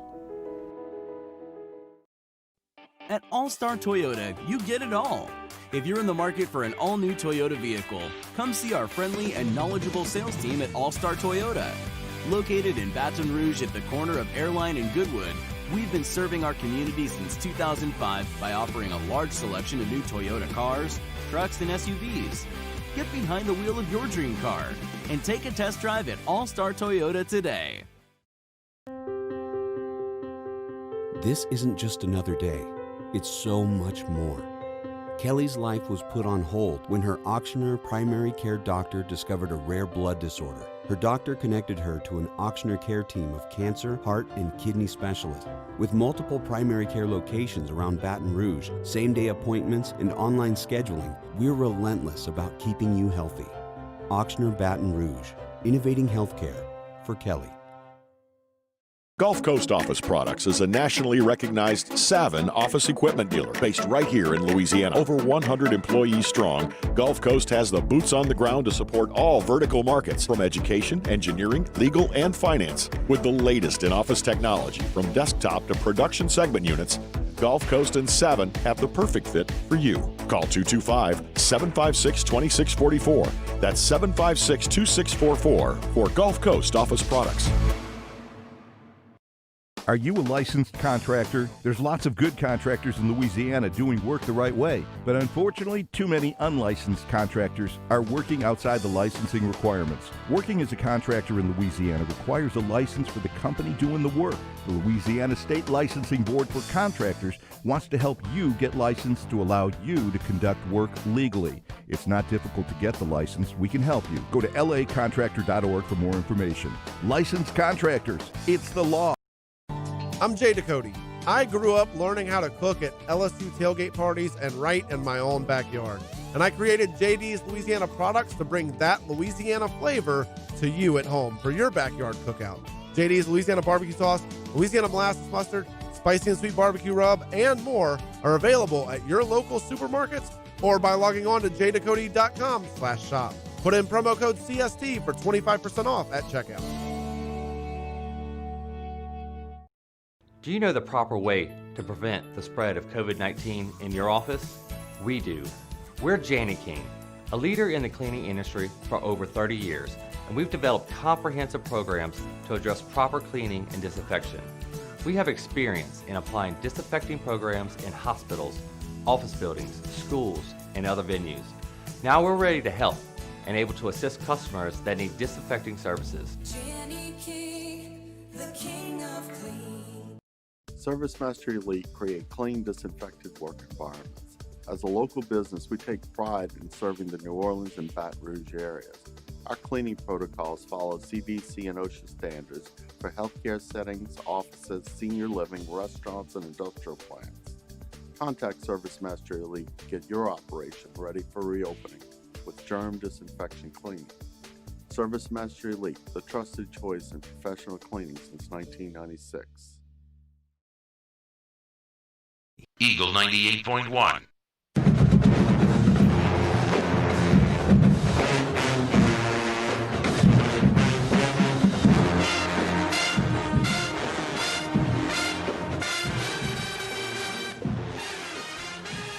Tiger Zone on Eagle 98.1, presented by LeBears, the Stadium Sports Bar and Grill during football season. Monday Night Football, half off margaritas, draft beer, and nachos. Thursday nights, buy one tower beer and get one tower of beer for free.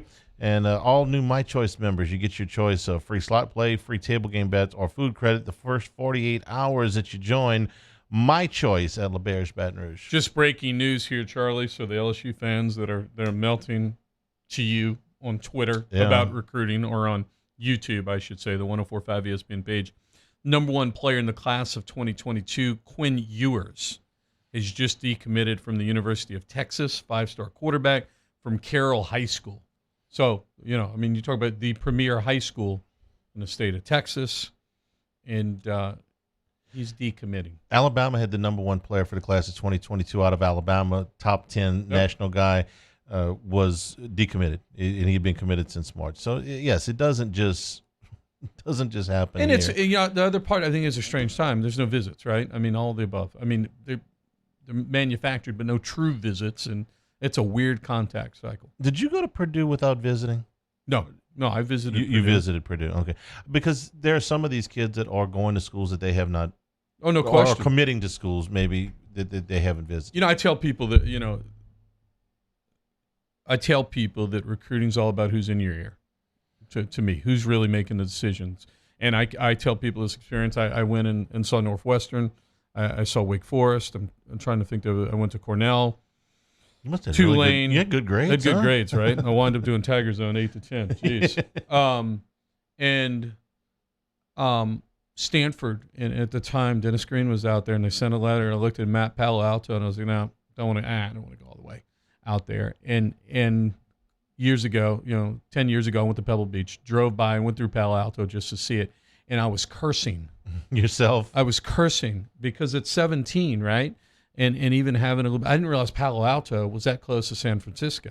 Plus the Stanford degree might have come in handy. And so you go to Purdue, right? In the middle at lovely West Lafayette, Indiana. Cold up there in November, Yeah. is it? You play it at Iowa and 10 degrees under. It just, and so I come and tell you, at 17 years old, I didn't have a clue what was going on.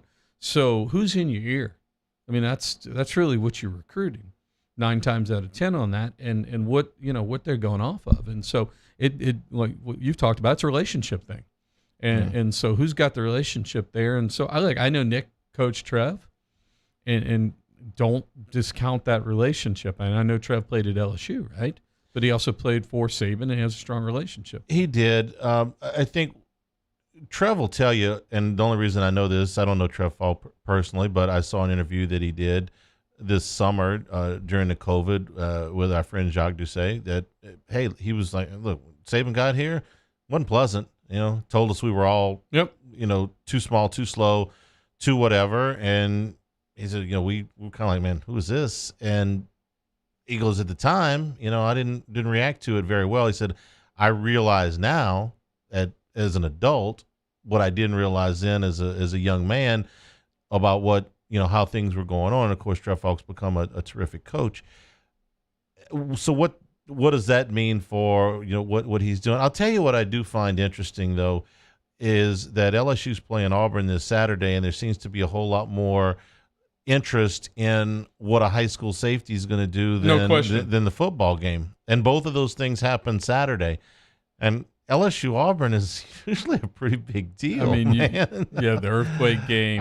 There's been some terrific games in the past. And cigar game. On and on. I wish I had taken better notes on this year from March on. I mean, I've taken some and I've kept some. I wish I had. I've never in my life kept a diary or a journal or anything like that, but I really wish that I had from the beginning of this thing, because the emotions of everything that we do, life, work, family, the whole thing have just run such a roller coaster to the point where we're here at the end of October, and you and I are sitting here having just dodged a hurricane. We're praying for those people down in New Orleans, because you're getting pictures during the breaks about they're just getting hammered. 150,000 homes without electricity in New Orleans. This is October the 28th, and my limited knowledge of hurricanes is they like warm water, and I would think that the water was a lot colder in October, but they're getting hammered. LSU's playing Auburn in 3 days, and our topic of conversation has been centered around the recruitment of a very talented young man that may or may not become an LSU. And let's look at the hurricane. And I would argue this hurricane caught a lot of people off guard. I think there's some hurricane fatigue. Yeah, like ready 5 or 6 times for that. Right? When I saw it out there the first time, my thought was, listen, we've already had the fluke hurricane with Delta. They're already naming them. They're already the second cycle through this thing. It'll peter out. The water's too cold now. It's not going to – we don't get hit by hurricanes at Halloween. We just don't, except we did. We are right now. New Orleans is getting drilled. Yeah, you got an election going on. You've got. I did hear something about that. And I think that just the fact that this has not been a normal football year, and you've on the Daily Show, you think after the performance that Finley had, there would be all this buzz out there, and there's been talk about the 2 quarterbacks and what have you, but not to the level on a normal year. Right? No, and so there's some apathy out there towards, in general, college football. And Ogeron pretty much dispelled any type of – he wasn't going to let it fester. He came out and said when Miles comes back, he's our starting quarterback. And in the meantime, TJ's our starting quarterback. And, oh, by the way, Miles can't play this week. If Les was still here, it would have been Miles has got a nick. He's got a stomach – Nick and game time decision. We're gonna put 38 on him or something, and maybe TJ will play, and we'd be sitting here. And he doesn't get he's not on the plane. Trying to speak less all week, and Ed just kind of laid it out. Yeah, he'll be the quarterback when he gets back, but he's not ready to be back yet, so TJ is going to start. End of controversy. End of discussion about it. Now it comes into, can TJ Finley go on the road at Jordan-Hare and duplicate that performance that he had against South Carolina? And, oh, by the way, it ain't really Jordan-Hare. Right. It's Jordan Light. That's just... Look, I mean, that's the part about Ed. I'm with you. You know, and I like it. I'm it's not 9:30. We're used to sitting it. here breaking down LSU Auburn. We talked about the recruit and other crap. And just, I think, again, that's a small sample of this season. And I've seen it in the daily shows and some of our metrics and all the above. It's not a normal year, period. Is that a good thing or a bad thing when you get called in? Well, I don't know. We're doing budgets. So blame Moscona. Anything that went right, it's the midday show. Anything that went wrong, it's the afternoon show. Okay, you got it. This is the Tiger Zone presented by LeBears on Eagle 98.1. At All-Star Toyota, you get it all. If you're in the market for an all-new Toyota vehicle, come see our friendly and knowledgeable sales team at All-Star Toyota. Located in Baton Rouge at the corner of Airline and Goodwood, we've been serving our community since 2005 by offering a large selection of new Toyota cars, trucks, and SUVs. Get behind the wheel of your dream car and take a test drive at All-Star Toyota today. During these challenging times, we know your healthcare needs don't stop. Cancer, accidents, injuries, and heart disease are relentless. So we are relentlessly innovating to keep you safe, both virtually and in person, connecting you with providers remotely, advancing clinical spaces, providing rapid and accurate testing, social distancing, and certified cleaning protocols. We are Auctioner, and we will not slow down. Auctioner Health, innovating healthcare. When you want the best of Louisiana, you don't go to a superstore. We know what we like, and we like it local. Same goes for banking.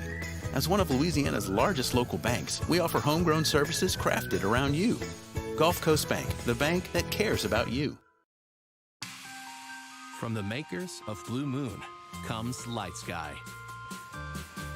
An extraordinary citrus sweet brewed with real tangerine peel, only 95 calories. Welcome to the light side of the moon. I can't tell you how many people tried to discourage me when I said, I'm opening up a haunted house. If you love doing something, don't let anything or anyone stand in your way. How he comes up with this stuff in his head and designs it is mind-boggling. Debbie and Home Bank understand my business and understand that it's not normal. They've worked with me since the beginning to help my business grow.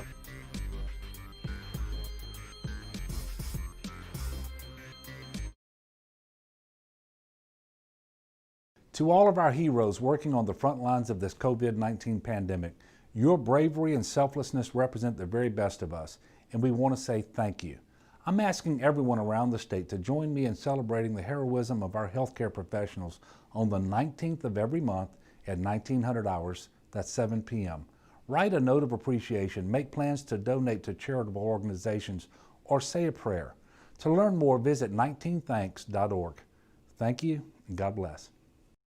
T-Bob Hebert here with breaking news. Front to Back Boat Services is the shop to upgrade your boat tech this fall. With not one but two NMEA certified techs, who better to install your Panoptic sonar, your HD displays. You want to see the fish under the water before you even cast? They have that. Trolling motor you could control with your iPhone? They have that. So what are you waiting for? Get into Front to Back Boat Services right now. Upgrade your boat tech. Make your boating dreams come true. Front to Back Boat Services.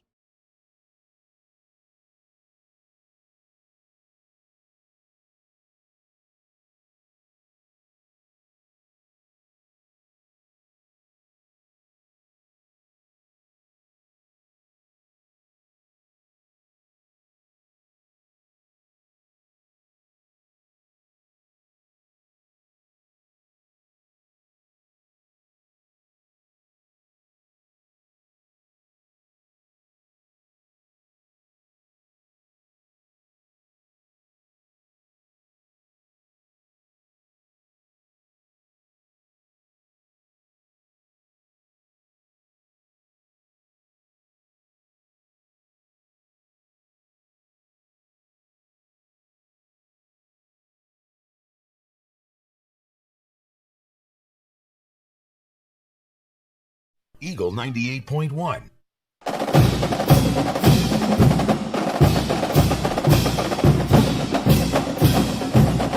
Tiger Zone on Eagle 98.1.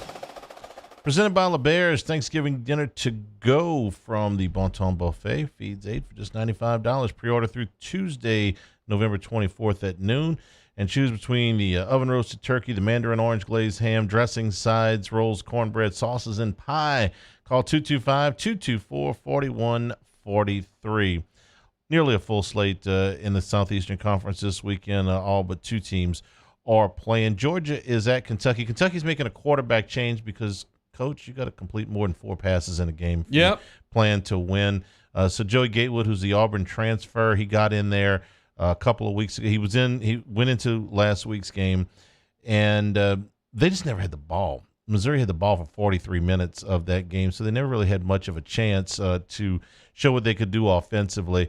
They played Georgia. Georgia has had a week to think about that beatdown by Alabama, so they're big favorites. This is a week of big favorites in the SEC. The LSU Auburn game's the only point spread that's not in double digits, but I'm anxious to see if Gatewood's any good because he was pretty highly thought of at Auburn, and Kentucky was glad to get him. This was a big fight in the offseason about his eligibility, and they finally got him the week of the Auburn game. I think they got him in there eligible on like Thursday. So he's played a little bit, but it's his job starting on Saturday. Well, I'm a believer in that, and I apologize for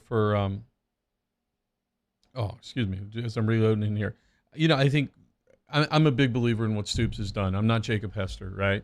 But he's got to fix that quarterback position. They've been so one-dimensional for so long there. They're, as well as they're doing, they've got to recruit better at the quarterback position. I'm interested to see Gatewood. He lost losing that battle to the Knicks. A lot of people were high on him, and he was stacked trying to fight Nix, who was a legacy over at Auburn. So I'm interested to see him play. What they did last year at the quarterback position when they had all the injury, when Bowden went in there and basically was he won the Hornick as the best all around player. Right.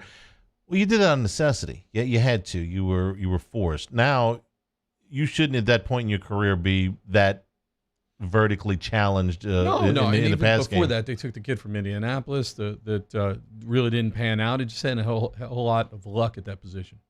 Ole Miss and Vandy. Am I the only person that thinks that Lane Kiffin's had some close misses, right? Like they could have beat Auburn last week, right? They could have beat Arkansas the week before. They kind of, languished in the first half. And they scored a bunch of points against Alabama and Florida. I feel a Lane Train beatdown coming. I feel one of them. He gonna hang half 100 on the poor Commodores this weekend, and it's Vanderbilt. It would take that. They may not score 50 points the rest of the season. I feel a beatdown coming. Yeah, I'm with you. And Vanderbilt is low on numbers, and Vanderbilt's not good when they have numbers. So this is not a great matchup. What I am interested to see, does Matt Corral get some confidence back throwing the football? Last 2 weeks, people have backed up. They've rushed 3. They've kept it in front of him. Corral against Arkansas was not good. Forced a lot of balls, and it was really bad in that football game. And obviously, there were some missed opportunities in the Auburn game. So I'm interested to see that. That's more of a storyline for me. Or is Lane going to, again, rely on that spread the run? And that's what he wound up doing against Auburn. Well, I thought, though, that it kind of helped Corral a little bit in that he didn't feel like he had to carry the offense quite so much. They don't put Plumlee in to throw the ball. I think he's got 6 or 8 passes on the whole year. So it's not like he's going in there to take the job. I hate to call him to change of pace because a little bit more than that. Use him a little bit more than that. I think he's on the verge of maybe having a really nice combination there. I don't know that they can, beat anybody that's really good, but I know they can beat Vanderbilt, and I expect them to do so pretty handily. Mississippi State is at Alabama, and boy, this is going to be so ugly. But the story with Alabama is that Jalen Waddle is out for the year, and while it's not going to hurt them, I don't think to the point of losing a game in the conference. I know we spent a lot of time preseason. Nobody's going to run a table. They're going to run the table. I can't imagine that there's anybody that's going to beat them in the regular season. But when they get to the playoffs, when there's a team that's comparable talent, when it's Clemson, when it's Ohio State, when it's maybe Georgia again, the SEC championship game, if they've worked some things out offensively by then, and you need to make one play, that's when they're going to miss him. Could be. Could be when you get to the elite, but I'm with you. I don't know that they feel the effect of that in SEC. No, they're gonna win this game by name the score. How many players do you think Mike Leach has right now? How many scholarship players in the meeting room tomorrow before practice? Who knows? The problem with what he's doing is that you got a minimum. You do, and at some point you keep running them off. You can't play. 53. You can't play. It's mass exodus. Missouri close to that number, right? And that's from injuries, and he's actually doing better than Eli than what they thought. All right, so so let's talk about him because I saved the best two games, I think, besides LSU Auburn for last. Missouri and Florida has been a very competitive series. This stat blew my. Cole Kublik gave us this one today. I said, this has been a really competitive series because you consider Florida one of the haves and Missouri one of the have-nots. He said, would it surprise you to know that Missouri leads the series since they joined the league? No. With Florida? I'm like, well, it surprised the hell out of me because I didn't realize they'd won that many games. And I know that some of that was, during Florida's downtime, but Missouri's not supposed to beat Florida more than Florida beats Missouri. No, Missouri beat Florida 2 years ago, if I'm not mistaken. But they have the series lead since they got back in the league. And I remember down there after, I think Florida beat LSU, if I'm not mistaken. Coming back to this game, the thing that is kind of a head scratcher for me is Florida's not elite on defense. And they've had their struggles to me at times. They had some, it got into a track meet in College Station, and they lost that football game. And Texas A&M hadn't been what I would say very good on offense. Where do you think Florida is in total defense in the Southeastern Conference? Out of 14, middle of the pack. 13. Okay, there you go. They're not elite, right? This is yards per game. Yeah, they're ahead of Mississippi. That's it. And it's kind of also one of the things who also have the Vanderbilt factor. Who played Vanderbilt? Because it's almost like you got to pluck that game out. They're better than statistically. Yep. Vanderbilt is better than Florida on defense. And that's my point. And in Missouri, I think that what Eli's doing, it's a well-conceived offense. He's got a couple players, and he does good job with that. That being said, I think Florida's got too much firepower. They beat him in the swamp. What do you think of Bazelak? I know you saw him in person, but actually, you guys didn't travel. But you saw the virtually, right? You saw the game. And he was pretty steady. He was an accurate, good athlete. I think he fit that offense. And coming back to what we're talking about with Auburn, is that what Eli does well is you have to defend the whole football field. He did a great job of the jets and the shuttles and getting Roundtree to the edge. And he's going to test all of your run fits, and I think that's what he does a good job. They're going to score some points on Florida. I just think Florida's going to score more. It'll be a higher scoring game. Arkansas and A&M, this game has been played at Jerry World for the last, I think, 3 cycles, maybe 4 cycles, but it's returning to campus this year. They're at College Station.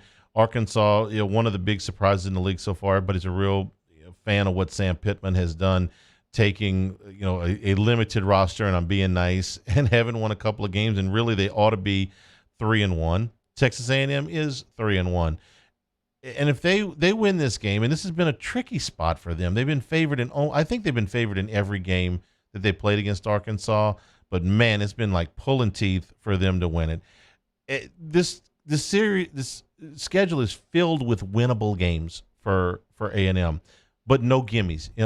This Arkansas game, they're favored, not a gimme. At South Carolina, they're favored, not a gimme. At Tennessee, I think they're still favored at that point, not a gimme. Ole Miss at home, again, not a gimme. Before they get to LSU and Auburn to finish up the season. So I think A&M wins this game, but man, this series has been bizarre. It has been bizarre, and when they play in Dallas, when's the last time you've had a packed house? I mean, this has been a lukewarm game. Let's call it what it is. Well, then they'll be right at home because it would be 18,000 people. I'm laughing. StubHub, though, tickets are as low as a cool $221. Who would you pay $221 to see LSU Arkansas? Would I? No. Yeah, okay, just that. No. I'm trying to put that in position in College Station. Here's my question. Barry Odom, who arguably has done the best job defensively in the conference, if not the country. Would you agree with that statement? He is a finalist for the Broyles Award. You never thing just is today. fully commit to me, Charlie. Yeah, it's like absolutely. We're lukewarm dating. Yes. So we come back to Texas A&M. Are you a buyer on this offense after they had a breakout performance against Florida? I am, but not because of Kellen Mond, because of Isaiah Spiller. Oh, he's fantastic. I think he's an upper-level back, and Jimbo will run the football at you. So I am a little bit of a buyer on A&M offensively. So 2 years ago when Texas A&M beat LSU, and that season Mond was good because they were physical up front and they could run the football. Was that Williams? Travion Williams was running back. That's right. They were not that last year. Correct. Mond struggled. To me, I that's what Jimbo Fisher wants to do. He wants to be physical. He wants to run the football against probably the defense in the SEC that's probably been the most physical in Arkansas. So I'm fascinated by that matchup. Yeah, take the Alabama game out of the equation for them because that's a whole different level. The rest of the time, I'm watching them, and it's not like they're trying to convince me that Kellen Mond should win the Heisman. And I felt like a lot of times last year they were out there trying to prove to me that Kellen Mond was a top 5 quarterback in the country, and he just wasn't, and he still isn't. But he's a serviceable quarterback. Right. He can make some plays, and if you don't put the whole thing on him, you can win with him. Just don't go out there and tell me he's as good as Trevor Lawrence when they go out there and play Clemson, because it's not the case. So with a back of the caliber of Spiller, they become, I think, a much more difficult team to beat because now you have some offensive balance. And yes, Jimbo wants to be physical. And yeah, Kellen Mond is an experienced hand at quarterback that can make some plays. And I think at this point has gotten over most of the turnover issues that plagued him earlier in his career. I think A&M wins this game, but I think Arkansas keeps it close. I'm taking points when we do our picks on Friday with Arkansas and Missouri. I mean, I'm getting double-digit points in both of these games. I'm taking them. Yeah, 12 is a big number. That jumps out at me as a big number, the way that Arkansas has played defense. 12 for them and 13 for Missouri. Yep. I mean, I may lose them both, but I'm going to take them. For double-digit point spreads? For the opposite reasons. I think Missouri's going to score points, and I think Arkansas is going to play sound defense. They've proven that so far. Taking points with Missouri, taking points with Arkansas, laying points with Ole Miss, laying points with Alabama. Don't like the LSU game. Don't like the Georgia-Kentucky game. That's it. That's handy locks. I never give LSU. I try to stay out of that. Right, just because it's LSU. We almost never pick against the spread with them. That being said, on film, Auburn, it's kind of a head scratcher watching them. This is not an elite Auburn football team, and I'm speaking the obvious, but when you watch film, you can tell they've lost a lot. I don't disagree. You're positive the freshman's going to go in there and duplicate this performance? No, it's a different feel. He's played confidence. And all the above, Kevin Steele is struggling to get it going on defensively. We can count on Kevin Steele to give him something that he hasn't seen, though, right? Well, last week Will Muschamp didn't really know. No, didn't know, right? And he's seen the film. He knows Steve's going to go quick, and I think they're definitely going to throw some wrinkles there. And I think that Auburn has got the Jims and the Joes do a better job of trying to stop run. But I think when I looked at it, was Auburn 12th. I have those stats in my bag. I've already packed to go. They're not good defensively against the run. They've struggled. Second to last in the conference. Yeah, 12th. They're 12th, if I'm not. They're 13th? 13th. Okay, in they're front 13th in front of Ole Miss only. Against a run. I mean, once Kevin Steele struggled like that to stop the run, he's been good, and they've always had good bigs at Auburn. That's what I'm trying to tell you. When you look at who they've played and you go back through their schedule, they played Kentucky, they played Georgia, who obviously is a good running football team. They played Ole Miss. We South Carolina. South Carolina ran the football in the second half, 6 to 7 yards a pop. On Auburn, that's what I'm talking about. They're not, after watching that team defensively a year ago and seeing what they do, they're struggling. We'll take a break, come back and wrap things up. This is the Tiger Zone presented by LeBears on Eagle 98.1.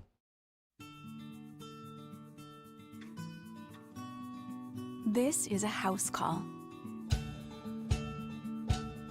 This is a follow-up appointment. This is a diabetes checkup.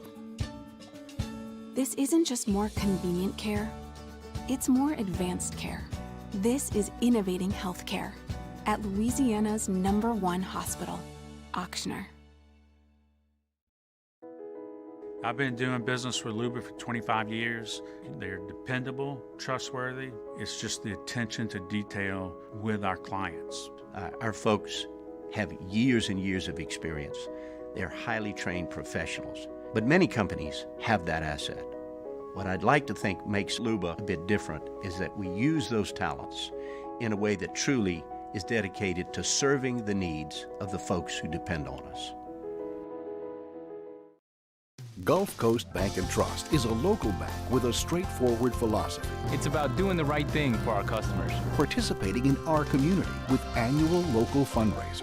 Offering individual attention in a modern banking atmosphere with a trusted local company. Gulf Coast Bank invested in technology with a local touch, giving our customers the power to bank anywhere, anytime. We're building relationships through personal service as the bank that cares about you. Gulf Coast Bank and Trust, the bank that cares about you. Are you a licensed contractor? There's lots of good contractors in Louisiana doing work the right way, but unfortunately, too many unlicensed contractors are working outside the licensing requirements. Working as a contractor in Louisiana requires a license for the company doing the work. The Louisiana State Licensing Board for Contractors wants to help you get licensed to allow you to conduct work legally. It's not difficult to get the license. We can help you. Go to lacontractor.org for more information. Licensed contractors, it's the law. Gulf Coast Office Products is a nationally recognized Savin office equipment dealer based right here in Louisiana. Over 100 employees strong, Gulf Coast has the boots on the ground to support all vertical markets from education, engineering, legal, and finance. With the latest in office technology from desktop to production segment units, Gulf Coast and Savin have the perfect fit for you. Call 225-756-2644. That's 756-2644 for Gulf Coast Office Products. At All Star Toyota, you get it all. If you're in the market for an all-new Toyota vehicle, come see our friendly and knowledgeable sales team at All Star Toyota. Located in Baton Rouge at the corner of Airline and Goodwood, we've been serving our community since 2005 by offering a large selection of new Toyota cars, trucks, and SUVs. Get behind the wheel of your dream car and take a test drive at All Star Toyota today.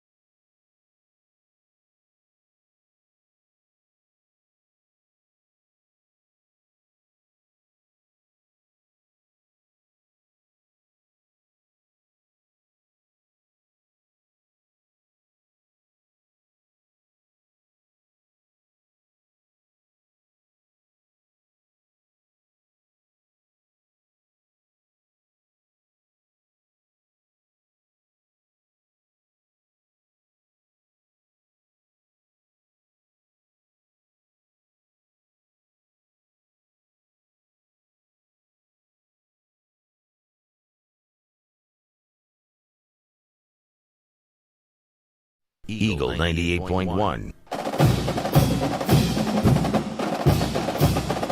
Tigers on Eagle 98.1. Again, our friends over at LeBear's Monday Night Football, half off beer towers, half off nachos, and of course on Thursday nights, a special for Thursday night football as well. And then the My Choice, if you sign up, your choice of a free bet, a free slot play, or free food in your first 48 hours. In the Thanksgiving buffet from the Bon Ton Buffet, now available through the Tuesday before Thanksgiving. All right, couple final thoughts. LSU, give me one key offensively, one key defensively. Offensively, can you continue to run the football? I think you run the football. It opens up the passing lanes for TJ Finley. I don't think he has the performance he did against South Carolina, but that's a key to winning the football game. I think defensively, conversely, is being able to handle Bigby in that Auburn running team. If you can keep Nix off schedule and keep him behind the chains, he struggled this year, and that offensive line is suspect. You don't have to worry about the offensive line run blocking because he's going to give you the eye candy. You're going to see all the misdirection and all those things, and you can get by with a mediocre to subpar offensive line. But if you get second and long, third and long, and you got a pass block, I like LSU's chances there. Shame on us for not bringing up special teams, because 2 of the last 3 games between LSU and Auburn have been swung on a special teams play. of course, the Cole Tracy field goal is obvious, but if you remember the game that DJ Shark returned a punt for a touchdown when LSU was down 20 points, that swung the whole momentum of the game that LSU ended up winning. So special teams, hey, and Condon can rest easy. They've returned a kickoff now at Tiger Stadium, but the potential for a return, and LSU's kicking specialists have been just phenomenal. They have been in this series. Believe it or not, Auburn's field goal kicking has been atrocious. And you talk about some guys that have gone on to the NFL, and they've had a ton of missed kicks. Right, 2007, if I recall, they missed 4 or 5 in that football game, the Flynn the Bird game. So yeah, special teams has been huge in this game. Couple of programming notes: no Tiger Zone next week for the off week. No Tiger Zone next week, so we will be off. Yes. Next on Saturday, Eagle 98.1 Game Day comes your way at 9:30 a.m. Jimmy Ott will be filling in for Jordy Collada with me on the pregame. Will start at 9:30, leading up to the 2:30 kickoff between LSU and Auburn. For Abby Lee, for Paul O'Neill, for Gordy Rush, I'm Charles Hanagriff saying thank you and good evening.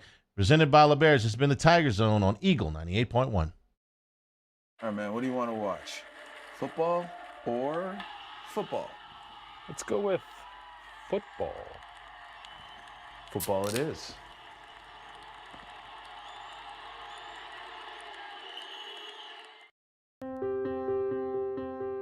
This isn't just another day. It's so much more. Kelly's life was put on hold when her auctioneer primary care doctor discovered a rare blood disorder. Her doctor connected her to an auctioneer care team of cancer, heart, and kidney specialists.